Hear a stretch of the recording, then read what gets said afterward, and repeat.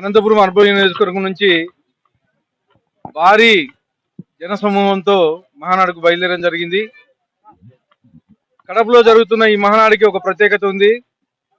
ఈ మహానాడు నారా లోకేష్ గారు భుజస్కంధాలపై వేసుకొని ఈ మహానాడు చేయడం జరుగుతుంది. ముఖ్యంగా 6 శాసనాలు ఈ మహానాడులో రూపొందించడం జరిగింది. కార్యకర్తల కోసం, తెలుగుదేశం పార్టీ బలోపేతం కోసం దాదాపు 1 కోటి సభ్యత్వాలు పైగా 45 రోజుల్లోనే చేపించడం జరిగింది.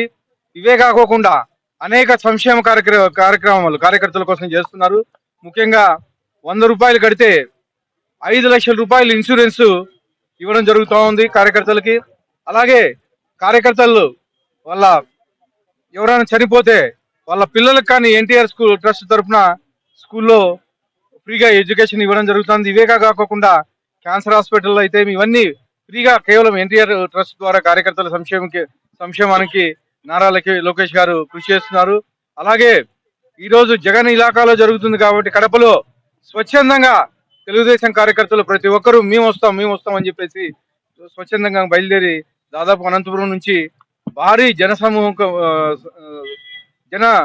సముద్రం మాదిరి తరలి వెళ్తున్న అనంతపురం అర్బన్ నియోజకవర్గం నుంచి దాదాపు 7 లక్షలకు పైగా ఈరోజు అక్కడ పెద్ద మీటింగ్ జరగబోతా ఉంది. మధ్యాహ్నం 2 గంటల తర్వాత ఈ మీటింగ్ స్టార్ట్ అవుతోంది.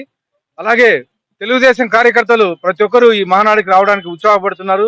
ముఖ్యంగా అర్బన్ నియోజకవర్గంలో గతంలో కేవలం 23,000 మంది మాత్రమే సభ్యత్వం ఉండేది. ఈరోజు కేవలం 45 రోజుల్లోనే దాదాపు 78,000కు పైచీలకు ఈరోజు సభ్యత్వాలు తీసుకోవడం జరిగింది.